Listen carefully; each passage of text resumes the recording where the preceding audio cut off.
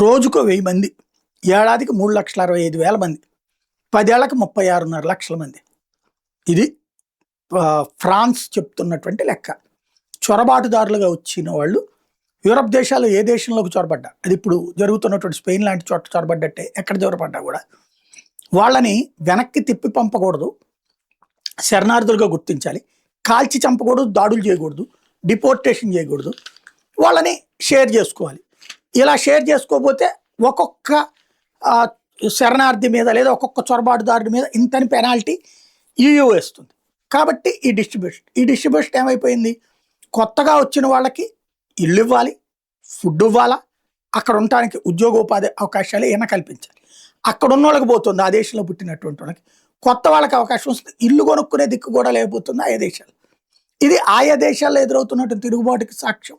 జపాన్లో కావచ్చు, జర్మనీలో కావచ్చు, కెనడాలో కావచ్చు, బ్రిటన్లో కావచ్చు, అమెరికాలో కావచ్చు జరుగుతున్న ఉద్యమాలు. దీన్ని ఏం చేయాలో అర్థం కాక తలపట్టుకుంటున్నటువంటి పరిస్థితిని ఫ్రాన్స్ ఎక్స్ప్లెయిన్ చేస్తుంది.